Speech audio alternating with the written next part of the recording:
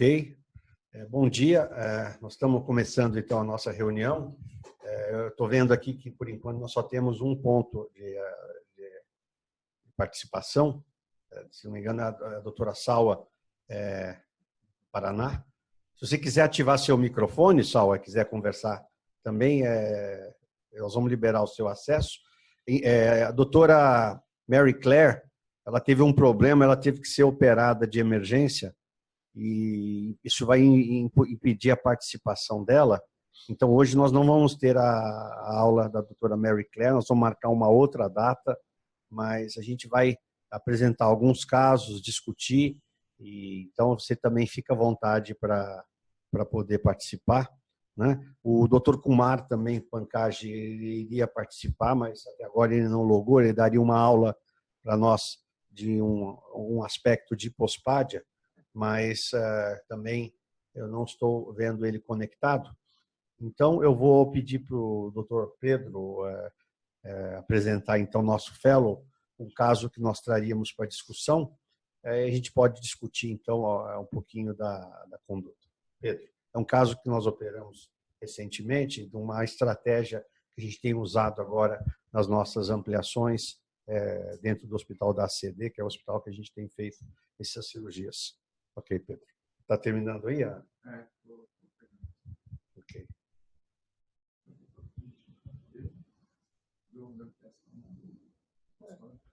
Não pode apresentar o que você tem no consultório. Aquele megagureter você tem? Tem. Então, mostra todos esses. Megagureter, o refluxo, aquelas coisas todas. Refluxo de alto grau, tudo que você tiver. Você fica com a gente quanto mais? Eu fico até o final de maio. Ok. Dr. Tiago, que está aqui conosco, ele é residente do ABC. Enquanto o Pedro termina, você podia falar um pouquinho como tem sido a sua residência lá no ABC, como que tem sido a formação e assim os desafios aí para a carreira como urologista que está começando aí. Fala um pouquinho da sua residência, da sua trajetória. Bem, bom dia, meu nome é Tiago, eu sou R3, né, da urologia do ABC. Falando um pouquinho da minha trajetória, eu fui formado na Escola Paulista em 2012, fiz cirurgia geral lá e entrei no ABC em 2016, estou no último ano da residência agora. A nossa residência passou por algumas mudanças durante esse tempo, né? O professor Sidney assumiu no ano passado, efetivamente, né? E com isso a gente acabou tendo uma ampliação do nosso leque de atividades e acabou incluindo nessa parte a ACD, com o professor Macedo, e tem sido bastante proveitoso. Acho que a questão do contato com o doente neurogênico, principalmente pediátrico, acrescentou muito na nossa formação, que era uma parte que a gente tinha um déficit importante no cuidado lá no ABC, até porque a gente não tem um centro de referência lá para isso. E acho que essa experiência que a gente tem nesses 3 meses acrescenta bastante na nossa formação, até para dar uma ideia e possivelmente, como o Pedro foi, abrir portas para um fellowship, né, de urologia pediátrica, que eu acho que é um avanço muito grande na nossa residência, isso aí. Acho que é isso. Perfeito. Está acabando? Ótimo. Muito bom. Doutora Isabel, do Rio de Janeiro, que foi fellow nossa, está agora... Nós estamos preparando, enquanto ele prepara, o pendrive. Quer falar um pouquinho do seu material, da sua tese, o que você está fazendo, para a gente poder atualizar também? Olá, então eu sou Maria Isabel, terminei o fellowship aqui com o Dr. Macedo e a equipe, e agora estou fazendo mestrado aqui também com eles. A tese de mestrado é sobre a qualidade de vida em crianças com mielomeningocele, especificamente as crianças que têm vesicostomia e que agora vão ser, né, submetidas à cirurgia de ampliação vesical e assim voltar à tentativa da continência dessas crianças. Então a gente está explorando exatamente esse lado, do impacto da qualidade de vida da criança, que no início ela se via com uma vesicostomia, sem nenhuma continência, para passar para uma criança continente com a cirurgia realizada e assim ter uma melhor integração no meio social. Então, esse sobre o mestrado é o que a gente está fazendo. A nossa linha de pesquisa está toda voltada, nesse momento, para a mielomeningocele e especificamente para a parte cirúrgica e essas avaliações da qualidade de vida da criança.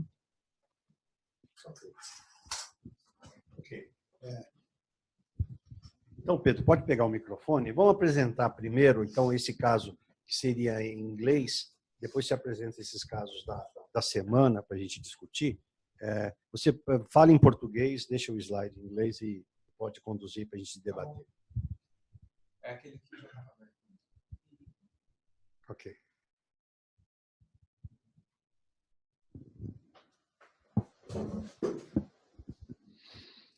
Bom dia, pessoal.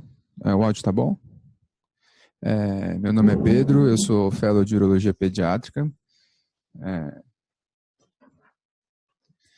Então, eu trouxe aqui um caso para a gente discutir. É uma menina de 10 anos, é uma bexiga neurogênica secundária à mielomeningocele, que foi reparada imediatamente após o nascimento. Ela tem uma boa mobilidade dos membros inferiores. Foi submetida a uma vesicostomia quando ela tinha 2 anos de idade, né? Ela tem um histórico de puberdade precoce, acompanha com o endocrinologista, só a única história pregressa dela. A questão intestinal, ela tem uma evacuação 3 vezes por semana, pardão Bristol 3, não tem incontinência fecal, então está bem controlado, não está precisando usar laxativos, e tem uma ultrassonografia com ambos os rins normais sem dilatação. Isso aqui é uma fotografia do abdômen dela, então a gente vê a vesicostomia na região hipogástrica, rente ao pubis. E esse caso aí foi submetido a uma heliocistoplastia, mais um sling aponeurótico espiral, em 6 de abril de 2018. Mas antes de mostrar a cirurgia em si, eu gostaria de discutir alguns aspectos relacionados à cirurgia de incontinência urinária em pacientes com bexiga neurogênica. Então, basicamente, as técnicas que existem hoje para aumento da resistência do colo vesical nos pacientes com incontinência neurogênica são essas aqui: esfíncter urinário artificial, sling de colo vesical, injeção periuretral de agentes preenchedores, né? A cirurgia de Young-Ledbetter, cirurgia de Crop e as variações, cirurgia de Pipsales variações, fechamento do colo vesical e o próprio associado ao mitrofanol, né? As vantagens principais do sling de colo vesical que a gente sentiu que foram atrativas é a simplicidade, reprodutividade, né? Um baixo custo, uma baixa taxa de complicação e pela literatura apresenta bons resultados. Então, para trazer aqui alguma referência científica, então o Castellan, que eles são de Miami, eles iniciaram esse trabalho com a análise retrospectiva de 58 casos de ampliação vesical mais o sling espiral paneurótico para o tratamento da incontinência neurogênica em pacientes com DLPP menor que 45. Nesse trabalho, ele definiu como bom resultado a ausência de perdas urinárias entre 4 e 6 horas no período diurno, entre 6 e 8 horas no período noturno, e a ausência de incontinência de esforço. E nesse trabalho que eles fizeram, eles obtiveram 89% de bons resultados em mulheres, no sexo feminino, e 87% de bons resultados no sexo masculino. Mais para frente, a gente tem o Snodgrass também, publicou uma série de casos de sling espiral paneurótico. Entre 2000 e 2007, ele fazia somente o sling espiral paneurótico, só que os resultados não eram muito bons, então ele só alcançava 37% de incontinência, 20% de melhora, mas 43% ainda permaneciam absolutamente incontinentes. O grande detalhe é que o Snodgrass ele não faz ampliação vesical associado, né? Então, o que ele fez para tentar melhorar? Ele iniciou uma nova técnica, que é o Lederbetter-Mitchell, Bladder Neck Revision, que seria uma técnica utilizada para reduzir o diâmetro da uretra e dessa forma, e logo após fazer o sling espiral poneurótico da mesma forma, e ele obteve então uma melhora na continência urinária dos pacientes, alcançando até 66% de pacientes secos. Só que esses mesmos pacientes, eles, algum tempo depois, um outro autor, ele foi estudar esses mesmos pacientes no mesmo hospital e analisou os resultados de longo prazo desses pacientes e percebeu que 70% desses pacientes precisaram de um procedimento adicional para a continência e 30% precisaram de uma ampliação vesical subsequente, 50% desenvolveram alterações do trato urinário superior, tipo hidronefrose, refluxo e afins, e 20% evoluíram com doença renal crônica. O que faz levantar dois aspectos, né? Que, basicamente, uma cirurgia de colo vesical realizada sem ampliação vesical, ela pode ter consequências sérias e isso deve ser muito bem pesado antes de indicar esse tipo de cirurgia e também reforça o papel da própria ampliação vesical no alcance da continência urinária nesses pacientes. Essa aqui é a técnica que a gente tem utilizado no nosso serviço para fazer a ileocistoplastia. Então, é realizada uma detubularização de 30 a 40 centímetros de ilho, iniciando a partir de 10 a 15 centímetros da válvula helicecal. E nesse momento de depolarização, a gente obtém um flap retangular de 3 centímetros de largura. E esse flap vai ser tubularizado posteriormente para servir como conduto cateterizável. Então, só mostrar aqui. Então, vocês conseguem ver aqui a forma como vai ser detubularizado. Então, a gente faz um flap, né? E detubulariza. Então, a gente obtém uma placa ileal no formato de U, que é fechada, e o retalho retangular, então, que seria esse aqui, ele é tubularizado e ele vai formar o conduto cateterizável. Ele é tubularizado em torno de uma sonda Foley, né?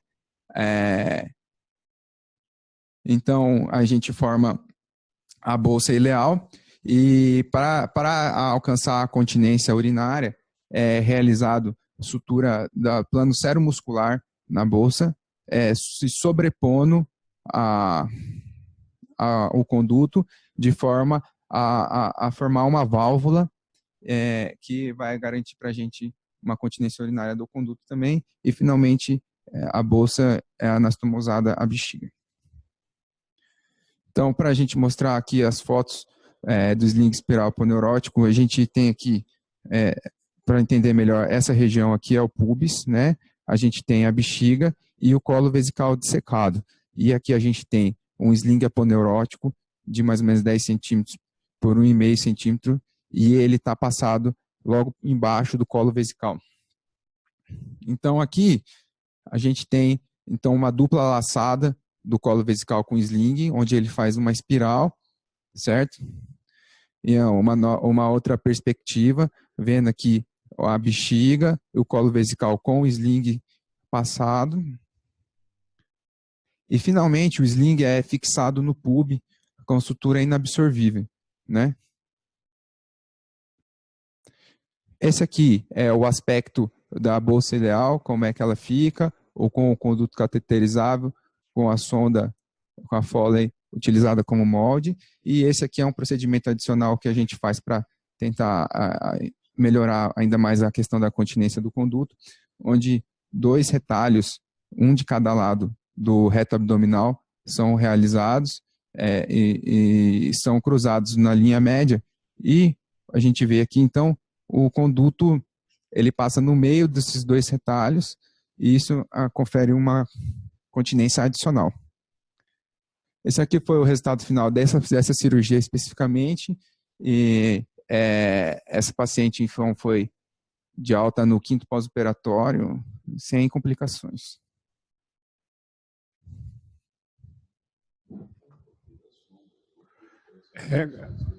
Quais são as sondas? O Gilmar quer saber das sondas. Você deixa a sonda quando você faz o sling ou você retira, como a gente tem feito?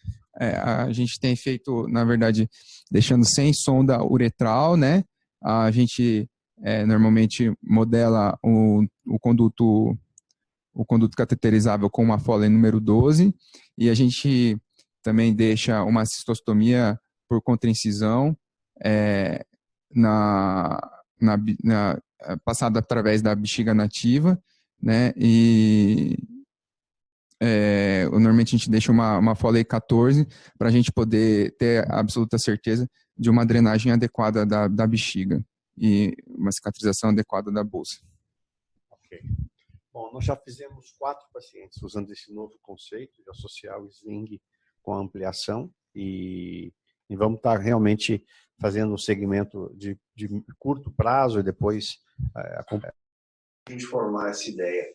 A proposta é realmente fazer uns 10 casos para a gente avaliar se isso pode ser uma alternativa, já que a gente antigamente usava como conceito para continência a cirurgia de Pip-Sage. Então, é um método interessante que nós vamos investigar, mas assim, a simplicidade cirúrgica é realmente um apelo, já que a cirurgia de Pip-Sage é bem mais complexa e tem mais dificuldade. Quer fazer algum comentário, Gilmar? Você entrou no caso também das dificuldades, algum detalhe técnico assim, que você quer comparar? É o que eu preciso ver. Então, é sempre um desafio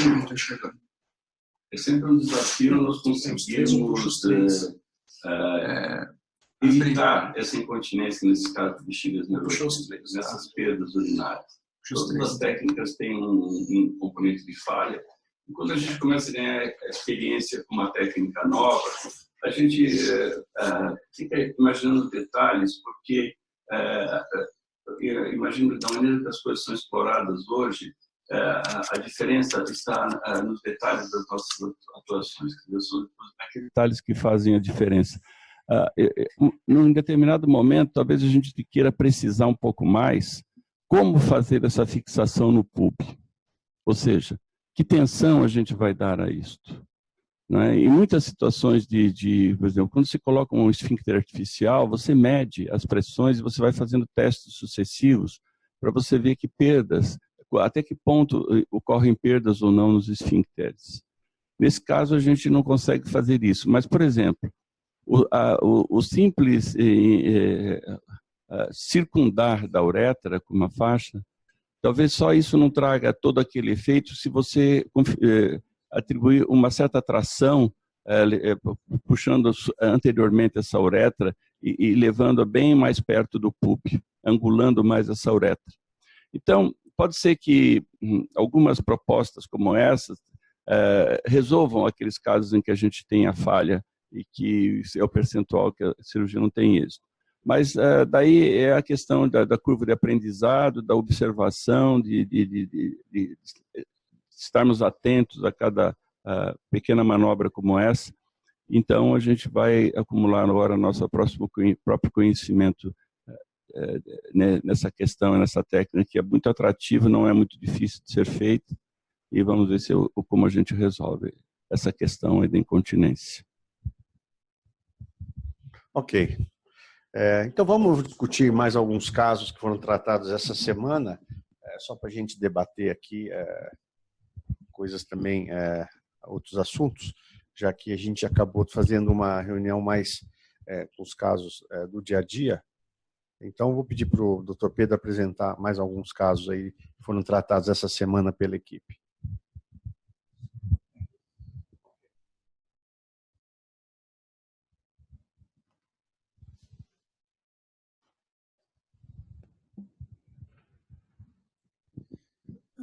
Então, a gente trouxe esse caso aqui, mas para a gente mostrar detalhes técnicos da cirurgia. Um paciente de 2 anos de sexo masculino, nascido a termo sem intercorrência.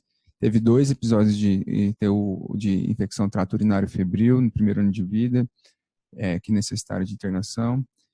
Ele foi submetido a uma postectomia realizada em outro serviço há 1 ano e meio. E Isso aqui a gente tem uma OCM aqui de março de 2018, agora recente, onde a gente tem um refluxo grau 3 do lado esquerdo. Então, a gente consegue notar aqui, é um refluxo que ele vem até a pelve renal, a gente consegue ver a impressão dos cálices, mas sem abalamento dos cálices. Só para a gente discutir, volta um pouquinho, a história. Uhum. Ele vem tendo infecções, né? Mesmo em uso de antibiótico profilaxia, não é isso? Isso, exatamente. Exatamente. E essa que foi a avaliação, né? O paciente que vem tendo pielonefrites teve um quadro grave, uma infecção grave. Recentemente, inclusive. Na vigência já tendo sido circuncisado e mesmo na vigência de antibiótico profilaxia, quanto na coisa, ele está tendo escapes. Então, assim, Felipe, você quer... Que técnica que você faria com um paciente com refluxo grau 3, de 2 anos? Ele não ele mora em outra localidade, não mora em São Paulo. Então, bom dia. Avaliando ali um refluxo grau 3 unilateral, dá para pensar numa técnica endoscópica, né? Ali acho que vai ficar meio no limite ali, acho que dá para fazer a técnica endoscópica, injeção de Vantris, para ver, tentar uma coisa menos invasiva. Na vigência da falha, daí pode-se pensar fazer um reimplante agregoar, né? A técnica extravesical aí, talvez não traga tanto problema para ele. Pela questão dele ser de fora de São Paulo, eu talvez fique pela primeira opção mesmo. Acho que vai ter menos complicação para ele. Ok. Você tem 2 alternativas, você quer ponderar, Gilmar? Quando que você indica esse tratamento endoscópico, quando você indica cirurgia aberta? Então, eu só queria ver de novo aquela imagem. Pode mostrar a cistografia? Então, bom, obviamente são casos só para ilustrar. Eu vejo aqui naquela imagem da direita, ele não tem um divertículo de Hutt ali não, né? Não tem? Tem um divertículo de Hutt. Bom, nesse caso aí, bom, refluxo grau 3, eu acho que tem indicação de tratamento endoscópico, a gente pode partir desta indicação, dar alternativas de que você faça outra técnica depois. Obviamente, a expectativa de complicações é muito pequena, né? Mas com divertículo de Hutt eu preferia fazer a cirurgia aberta, eu preferia fazer um gregoire nesse caso, viu? Eu acho que o divertículo de Hutt pode diminuir a perspectiva de bom resultado. E então, o divertículo de Hutt é pequenininho, a gente normalmente na própria técnica você acaba envolvendo aquela pequena saculação e com a incisão que se faz na bexiga, você sepulta e o resultado fica bom. Eu faria, por esse detalhe aí, eu faria um gregoire. Quer mostrar então o que foi feito, Pedro?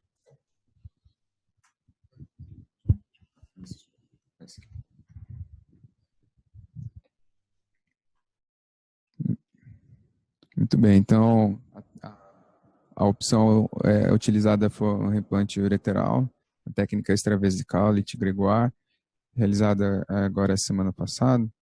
Então, a gente tem aqui uma foto da bexiga reparada através de suturas, onde houve a abertura do plano do detrusor e uma herniação da mucosa vesical, né? A gente pode ver em detalhe aqui o ureter reparado no vessel loop, logo aqui na parte de baixo. Então, a gente percebe então que a gente consegue posicionar o ureter, né, que está reparado em azul. Tá. A gente consegue reparar aqui que, então, reparado de azul, né, e o ureter posicionado sobre a mucosa vesical. E aqui a gente tem a sutura do plano detrusor, né, sobre o ureter, né, criando então, melhorando o mecanismo antirrefluxo. Ok. Bom, a vantagem da cirurgia gregoire, que é uma cirurgia também praticamente o paciente ele pode receber alta quase que no mesmo dia, máximo uma noite, e por você poder retirar a sonda precocemente, né, a morbidade é muito baixa. Então, essa é uma cirurgia que realmente traz grandes vantagens e é uma alternativa. Até grau 3, assim, o tratamento endoscópico é uma opção. Talvez essa observação do Gilmar, do divertículo, realmente ela foi favorável na questão da indicação. Também existe ainda um pouco mais de sucesso com a cirurgia aberta, né? Quase 98%, 97% de sucesso. O método endoscópico, em uns bons níveis, ela dá 90% em refluxo de baixo grau, mas em refluxo de alto grau, o índice é um pouco menor. Então, na verdade, acaba sendo uma alternativa. Ok. Então, vamos apresentar mais casos. Então, hoje nós estamos fazendo, para quem está nos assistindo, a gente teria a participação da doutora Mary Claire, mas ela teve que ser submetida a uma cirurgia de emergência, uma cirurgia ortopédica. Então, ela pede para se desculpar, mas ela assumiu o compromisso de participar conosco em outra reunião em futuro breve. Então, nós estamos apresentando alguns casos e se vocês quiserem interagir e abrir o microfone, o Carlos e a Salwa, vocês fiquem à vontade para interromper, fazer perguntas e comentários. Se não, vou pedir para o Pedro apresentar mais um caso. Pedro.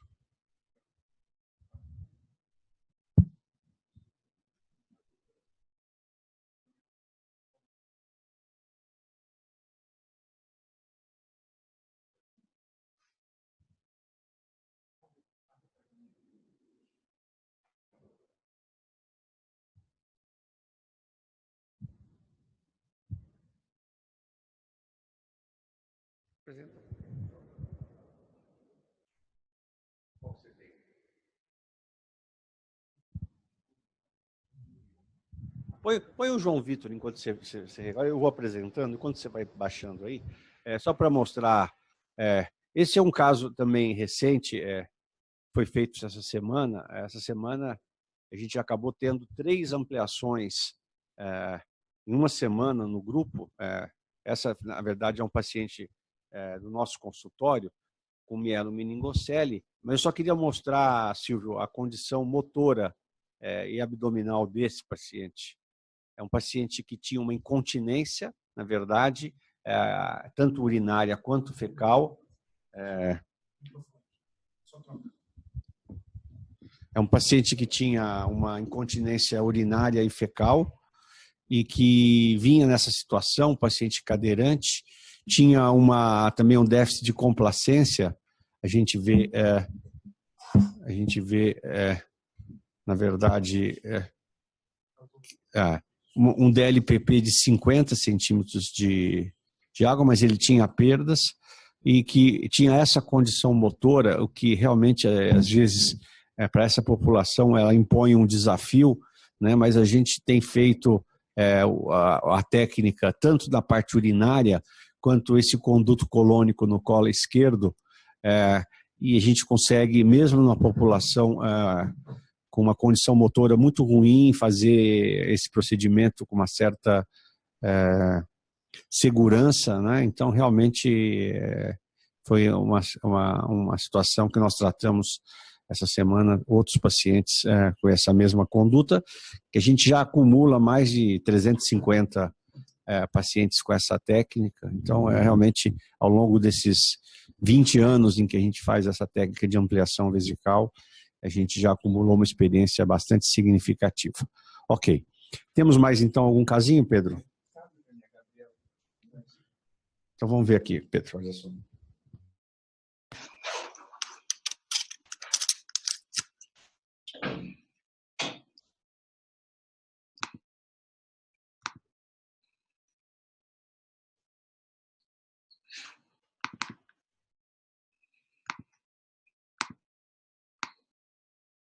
Tem um vídeo da Gabriela também. E o caso? Gabriela.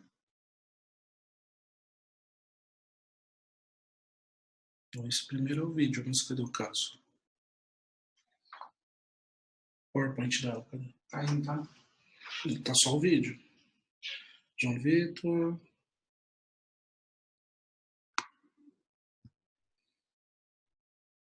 Você passou por último e fez só o vídeo. Mostra só o vídeo, então. Mostra o vídeo. Eu vou passar o caso. Fala verbalmente o caso, mostra o vídeo.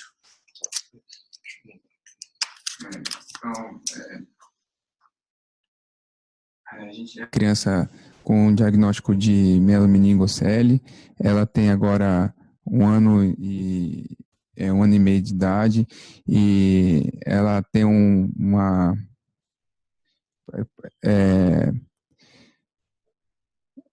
urodinâmica com uma capacidade normal, né? Só que ela evoluiu com refluxo grau 4 ou 5 do lado esquerdo e provavelmente talvez essa capacidade pode até estar falseada pelo refluxo que ela tem, né? Ela vem apresentando pielonefrite de repetição do lado esquerdo e já tem um DMSA que tem cicatriz renal.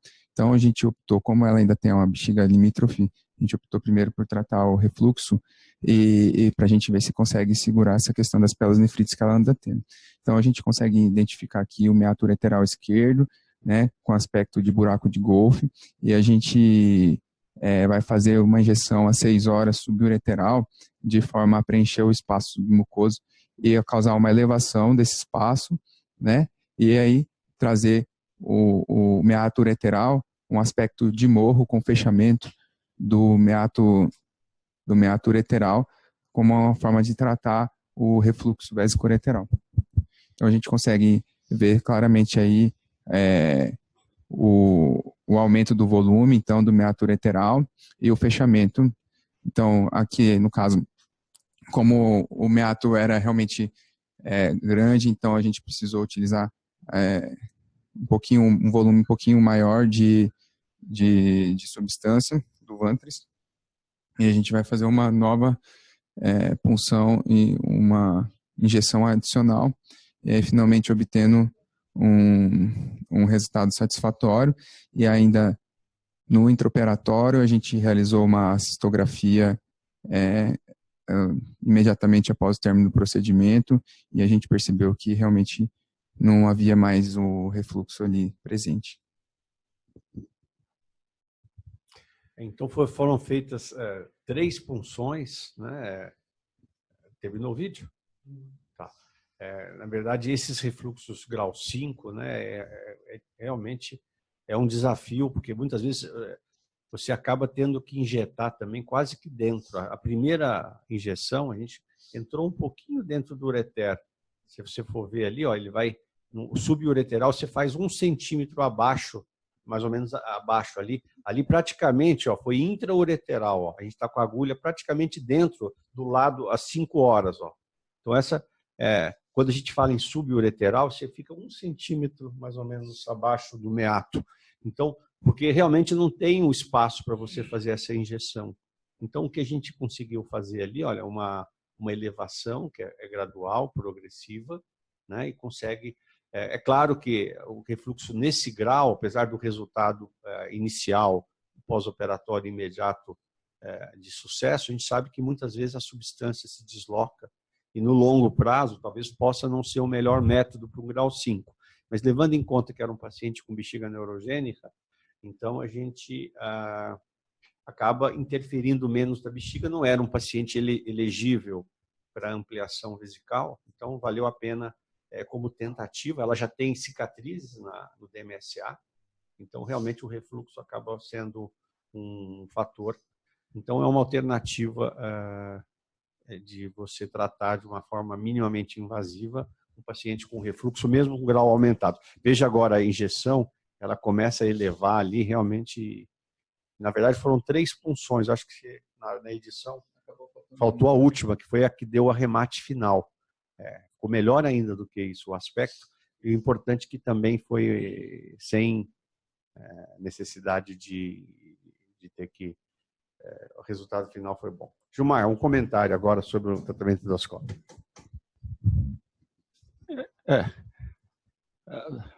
Veja como a gente trata pacientes e não trata a doença, né?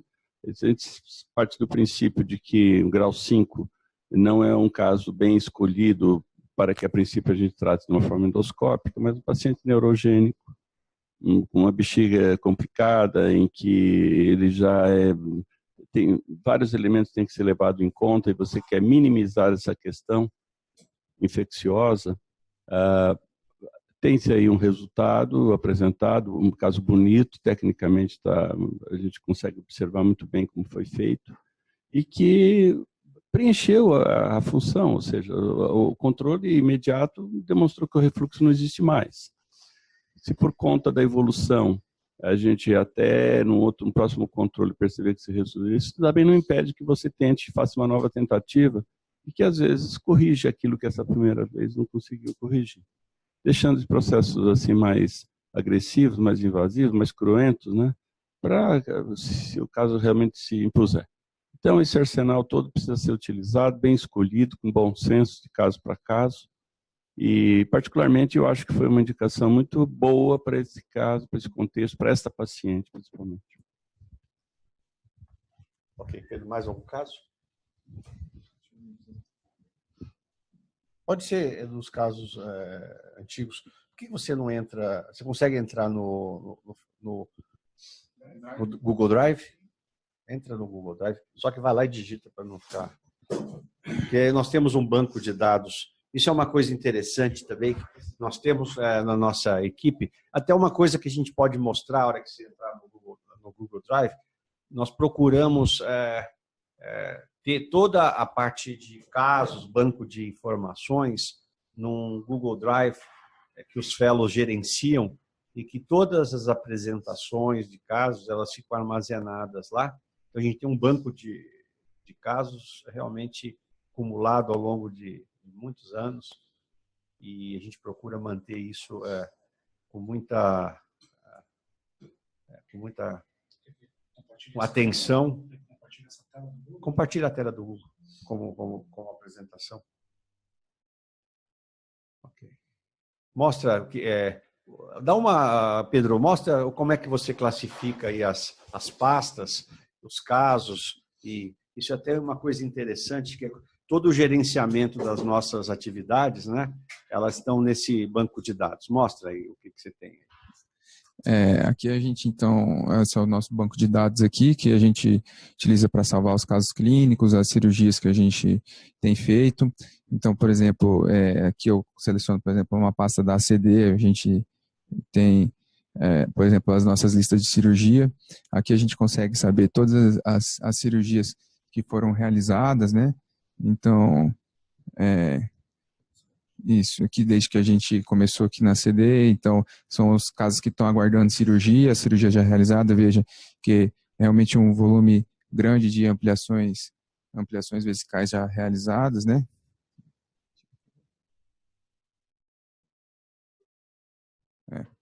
Muito bem. A gente consegue aqui também fazer as nossas filas de cirurgias, né? Aqui nós temos os trabalhos científicos em andamento. Os trabalhos científicos em andamento, uma característica interessante é que às vezes mais de uma pessoa pode via online modificar as tabelas e os dados ao mesmo tempo, né? E aqui na nossa base de CD a gente tem gravado todas as reuniões com os casos. Então, por exemplo, a gente tem, por exemplo, os casos apresentados semana passada ou mesmo em abril de 2018. Então, por exemplo, a gente já tem vários casos aqui que foram apresentados ao longo desse tempo aí, né? Você podia mostrar para a discussão de conduta aqueles casos que você mostrou que passaram no Maria Zélia e no Vila Maria, para a gente debater as condutas, aqueles casos que você me mostrou ontem. Tá. A gente pede a opinião, então, das pessoas aqui para ver. Mostra por aí alguns 2 casos de discussão de conduta. Está crescendo. A ideia era chegar nesse ponto aí.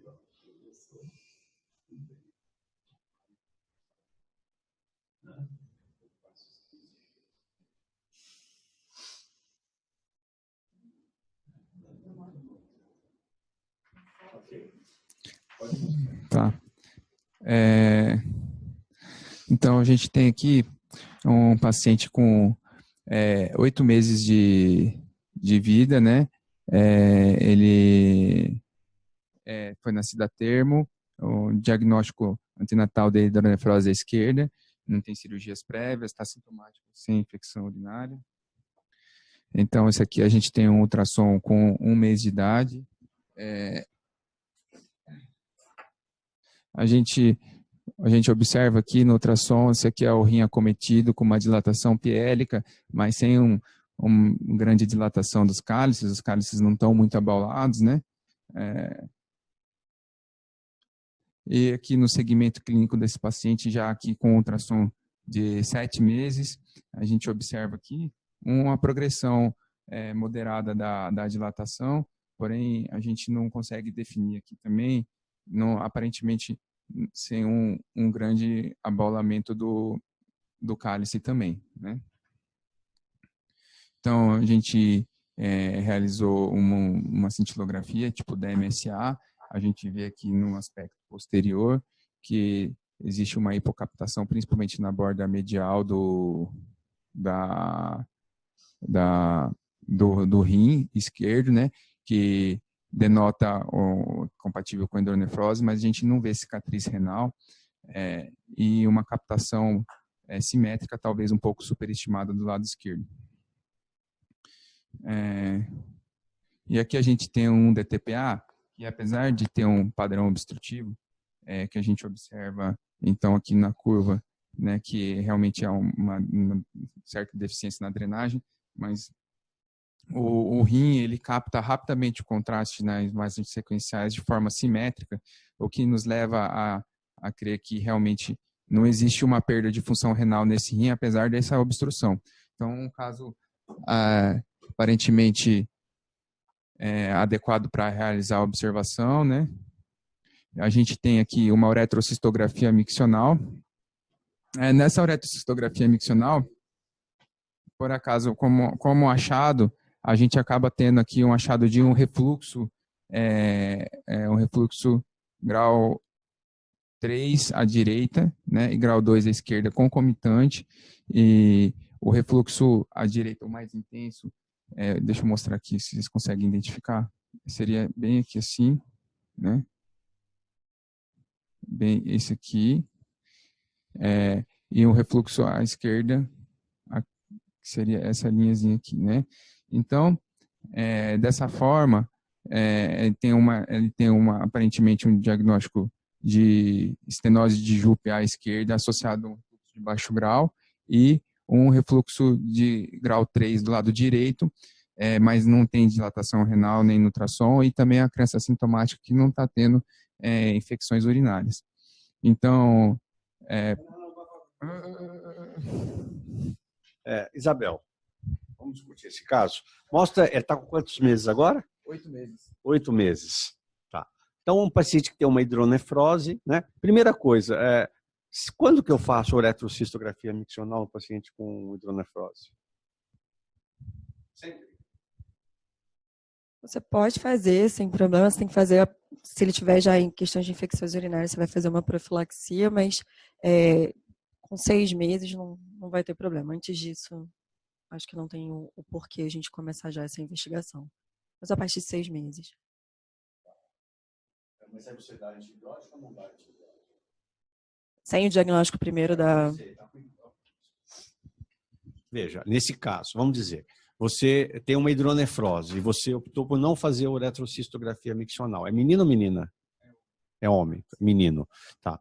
Então, você não daria antibiótico profilático? Não, porque a princípio a hidronefrose era unilateral, a gente ainda não vai pensar numa hipótese de refluxo. Jupe se dá antibiótico profilático? Não dá, ok. A gente ia acompanhar para ver se isso ia regredir ou não. Mas, na verdade, aí você fez com 6 meses a uretrocisto e mostrou que tinha refluxo. Aí muda a sua conduta? Pode mudar por causa do refluxo, não por causa da... Mas o doente era seu, lá atrás, ele já tinha um refluxo. Sim. Mas ele não estava tendo, eu não lembro agora, ele estava tendo caso já de infecção, não, né? Nunca teve infecção. Nunca teve. Aí a gente pode começar a fazer a profilaxia por causa do refluxo. Aí não, a gente mas pode você mudar... não sabia do refluxo. Não, nesse momento. Agora, hoje sim. Tá. Hoje sim, por causa do refluxo. Por isso que, quando é uma hidronefrose mais significativa, vale a pena fazer o uretrocisto precoce completo, entendeu? nesse caso, até se discute o papel do antibiótico profilático, né? Mas abaixo de 2 anos, mesmo em meninos, a gente costuma dar antibiótico profilático, principalmente em refluxos bilaterais, grau 3, né? Então, nesse caso. Agora, qual que é a prioridade sua? O refluxo ou a JUP, nesse caso? Eu fico mais preocupada com o refluxo dele, nesse momento, já que é bilateral, acho que as consequências, apesar dele não estar tendo infecção até o momento, eu vou me preocupar primeiro com o refluxo. Com refluxo. Mas como é que você vai tratar, então, o refluxo? Como é bilateral e a gente ainda está no lado mais Ele acometido... Está com 7 meses ainda, né? 8 meses. 8 meses. E no lado mais... que o refluxo é maior, né? Grau 3, acho que a gente poderia primeiro tentar fazer uma conduta mais conservadora, fazer uma endoscopia, fazer via endoscópica o tratamento. Mas você já proporia, mesmo ele não tendo nenhuma infecção? A gente pode ainda acompanhar ele, DMSA, ainda mais que ele tem um pouquinho de cicatrização, foi feito né? o DMSA, né? Volta ao DMSA. À direita, né, que ele já tinha um pouco de alteração. Mas não é muito. Não é muito. Parece até que é a imagem negativa de hidronefrose, né? Ultrassom. A gente pode acompanhar, ainda mais que esse paciente aí é do serviço público, que a gente vai ter menos possibilidade de tratamentos e até uma dificuldade maior para ter um tratamento endoscópico, que seria o melhor para ele. A gente pode tentar só acompanhar mais perto, fazer um retorno sempre precoce e orientar bem os pais em relação a qualquer sinais de infecção que a criança possa ter. E aí sim, quando iniciar, se por acaso iniciar episódio de infecções, pensar no tratamento e primeiro o tratamento endoscópico, se possível, na instituição. Ok, perfeito. Ok. Muito bom. Agora o Felipe, passe para o Felipe. Mostra a última ultrassom. Ultrassom. Aquele 7 meses. Isso. Quando que você vai indicar uma pieloplastia para esse paciente, Felipe? A indicação da pieloplastia é quando a gente tem os quadros infecciosos, quando tem afilamento do parênquima renal, quando você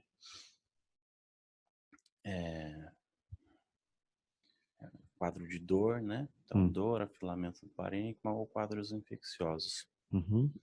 Daí a gente consegue estar indicada a correção, né?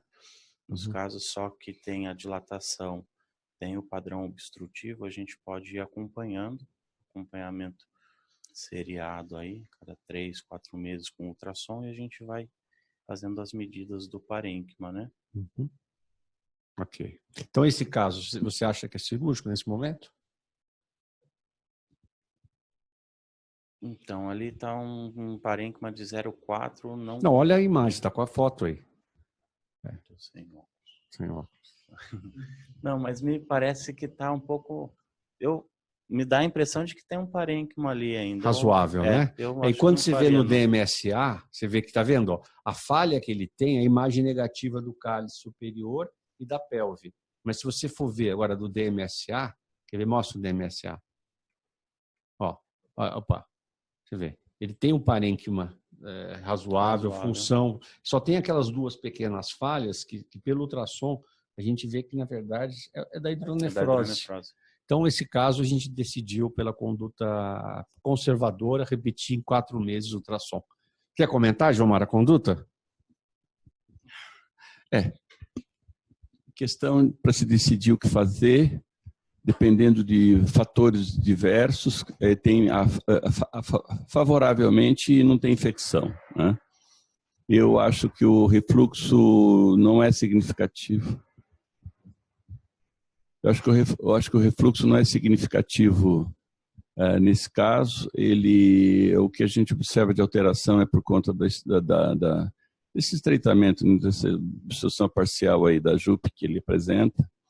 Mas assim, eu tenho um pouco de preocupação com esse parênquima que sem infecção já começa a denotar um certo grau de perda de função. Assim, para meus comentários sobre o caso, assim, coloca esse ultrassom que a gente estava comentando agora há pouco, né? Então, você vê, onde a gente vê cálice, que é no grupo calicial superior, no calicial inferior, a gente percebe que o parênquima é fino. Quando a gente tem essa imagem ali na parte mediana, no terço medial do rim, você não tem cálice visto. Você tem ali o bordo da pelve. E deve ter cálice médio aí, que não foi mostrado no ultrassom. Você vê como o ultrassom... Então, na hora que você quer medir a diferença entre a papila da pirâmide e do bordo do rim, ali não dá para a gente falar nada, porque não tem nenhum cálice à mostra ali. Né? Ele mostrou cálice superior, cálice inferior, médio. Mas assim, eu acho o seguinte, não é um caso que a gente tem uma necessidade premente, ele tem favoravelmente uma pelve extra-renal que ajuda a melhorar essa pressão, diminuir a pressão, mas eu acho que é um caso que eu estou meio preocupado que talvez tenha que operar num próximo controle. Assim, mas com essa expectativa, e com essa medida de parênquima de 0,4, eu acho fino isso, viu? Se isso não tem erro nessa avaliação, essa é mais um fator que me preocupa. Ele não tem infecção nenhuma e não mexeria no refluxo dele por enquanto mesmo. Então vamos repetir esse ultrassom em 4 meses, tá bom? Muito bom. Que mais? Tem mais algum casinho para debater? Pode ser um caso interessante. Mostra um caso de hipospádia para a gente variar um pouquinho. Alguma hipospádia que vocês operaram ou que foi operada recentemente.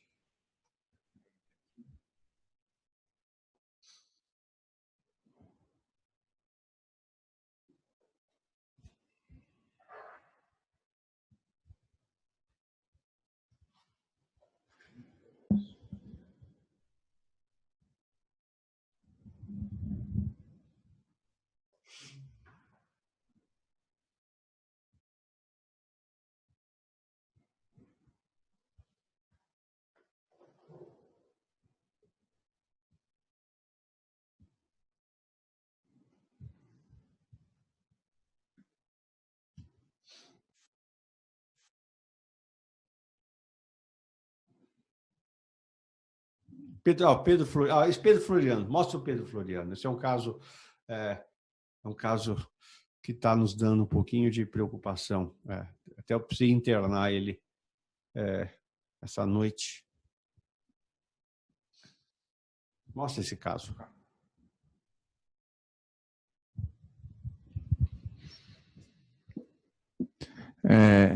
Então, é um paciente sexo masculino com 2 anos de idade, né? Ele tem uma hidronefrose antenatal com oligoâmino e elevação de creatinina por válvula de uretra posterior, uma citoscopia realizada com ablação da válvula de uretra com 1 mês e 15 dias. Foi realizada depois, na sequência, uma nova citoscopia com secção de uma área de estenose anelar de uretra bulbar com 11 meses de idade. No segmento foi constatado um rim esquerdo displásico, não funcionante, e nesse segundo ano de vida que ele teve, entre 1 e 2 anos, apresentou 2 episódios de infecção urinária febril significativos e tem uma ureterohidronefrose significativa à direita, compatível com mega-ureter obstrutivo à direita, e esse rim direito é o que funciona. Então, aqui a gente tem uma foto de um ultrassom quando ele tinha 3 dias de vida, né? Então, a gente consegue observar que tem uma dilatação da pelve e cálices, né? Deixa eu ver aqui se mostrar. Muito bem, então, assim, a gente tem o rim direito, aqui com pelve e cálices dilatado, a gente consegue observar que ambos os ureteres dilatados, né? A gente vê aqui, certo? Ainda com 14 dias de vida, foi realizada uma uretrocistografia miccional, onde finalmente foi observado um diagnóstico de válvula de uretra posterior. A gente consegue ver um filamento da uretra nessa região aqui, e com a dilatação da uretra posterior logo acima. Então, lembrando que com 1 mês e meio ele fez a válvula de uretra posterior, a ablação, aí depois a gente tem um segmento dele com 3 meses de vida. E a gente vê que os cálices permanecem dilatados, e ambos os ureteres também permanecem dilatados. Um fato importante aqui desse UCM é que a gente não viu refluxo, né? Então, isso aqui também... Bom, isso aqui depois uma nova UCM realizada aos 10 meses de vida. Só um instante. Então, esse paciente fez a ablação, ele teve um dado interessante, que ele teve uma retenção imediatamente, uma semana ou poucos dias após a retirada da sonda. Foi repassada a sonda, depois ele ficou bem. Aí, no acompanhamento, ele me volta com essa uretrocisto, mostrando uma dilataçãozinha ali na uretra bulbar. Se você for voltar um pouquinho, quer ver? Volta um pouquinho na primeira, com 14 dias de vida. Dá impressão ali, você vê alguma coisa ali, ele abaixo ali da uretra, você não vê a uretra toda preenchida ali, ó, né? Tá vendo essa primeira imagem? Que ela se assemelha a essa imagem próximo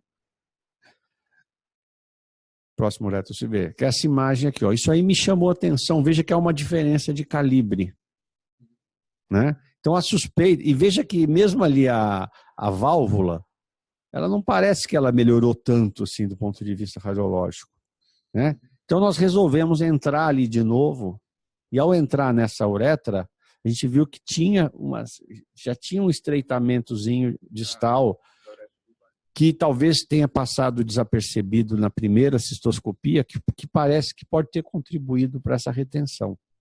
O que a gente fez ali foi uma cauterizaçãozinha na região bulbar, ali na região da uretra, e revisamos a válvula. A válvula aparentemente não tinha grandes problemas. Ele tem um divertículozinho assim, de Hutt ali no lado direito também, né? Bom, esse paciente já tinha o rim esquerdo sem função, já nasceu com displasia.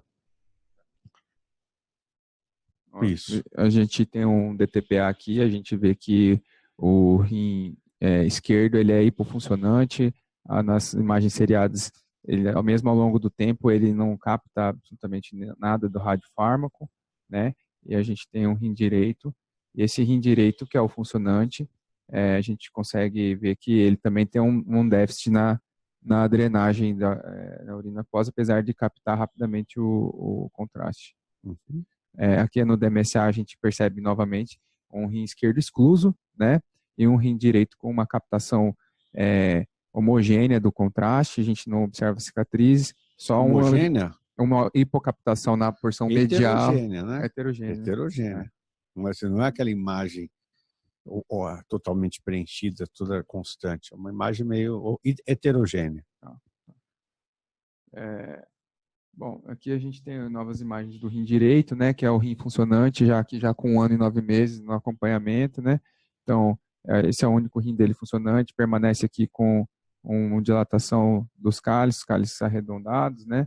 O ureter que foi ampliando de diâmetro também, já está alcançando 17 milímetros, porém, ele vem mantendo com uma função renal, do ponto de vista laboratorial, relativamente estável.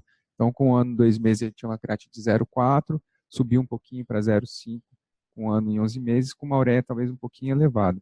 Mas lembrando que esse aí é o rim único funcional dele, né?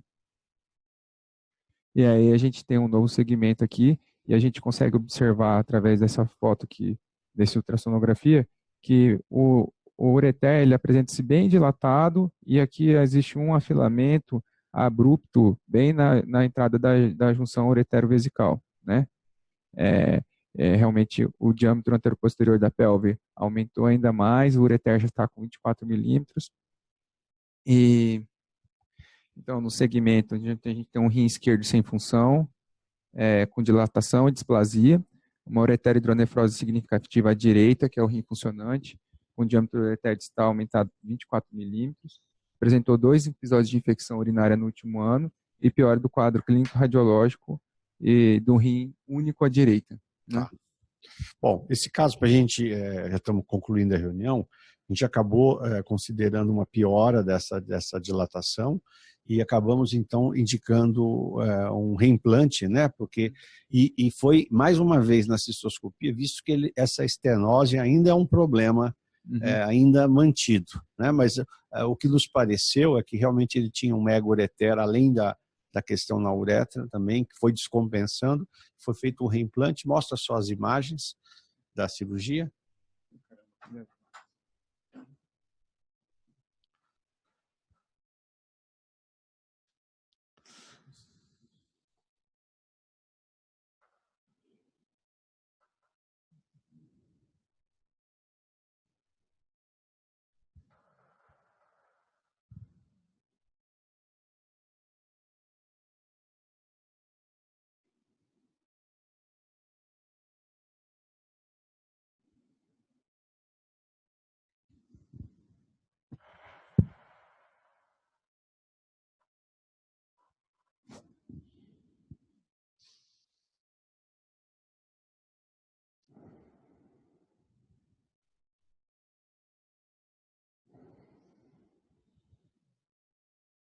Ok.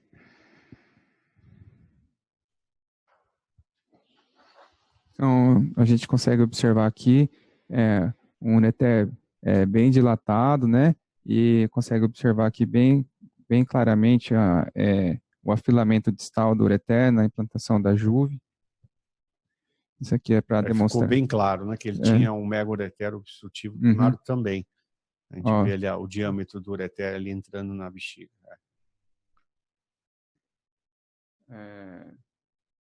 Muito bem, aqui a gente foi realizada uma bipartição da bexiga, né? Tanto para realizar o implante com uma técnica intravesical, mas também nessa situação a gente encontrou uma estenose de uretra intransponível à cistoscopia e a gente aproveitou para realizar uma cateterização anterógrada através do colo vesical da uretra, o que foi realizado com sucesso, e a gente conseguiu então realizar uma dilatação sequencial e sondagem da uretra com a sonda Foley. Na sequência, então, a gente tem aqui a dissecção do plano submucoso, que é para a gente poder realizar o reimplante. E aqui a gente tem o aspecto final. Foi realizado um remodelamento somente da porção distal do ureter ali, para poder o túnel submucoso ficar mais efetivo, questão da válvula anti-refluxo. E como o mega-ureter é um caso mais complexo, é um rim único, um mega-ureter obstrutivo com precisou de remodelamento. Nesse caso especificamente, acabamos optando por deixar um duplo J. Okay. E essa aqui é a incisão final. O paciente teve uma suspeita de uma infecção, nós reinternamos para estudar o esvaziamento da bexiga, mas ele ainda tem essa uretra ainda, que ainda vai ser um problema, viu, Gilmar? Então, vamos ver como é que nós vamos resolver isso aí. Esse caso você tentou fazer Foi esse caso que foi tentado uma uretroscopia, né? Esse caso. E que você retrogradamente não conseguiu passar o aparelho, não é isso? Esse mesmo. E acabou sendo, então, feito um fio guia por via anterógrada, então de dentro para fora foi passada a sonda. Ele deve ter alguma coisa. Ele não está sendo mantido com sonda até hoje ou você já tirou? Não, deixei 2 semanas, tirei a sonda e ele ficou realmente numa situação meio instabilidade. Tá, quantos dias ele está sem a sonda vesical? Tirei essa semana, terça-feira. Ele deve estar tendo um desequilíbrio de esvaziamento de bexiga mesmo, né? Vamos ter que ver. Muito bom. Gostei aqui desse novo formato. Não tem não. Carlos, você quer abrir seu microfone, Carlos?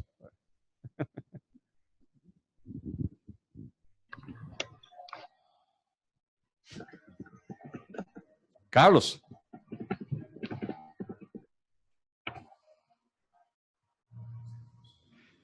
Carlos, da onde? De onde você é, Carlos?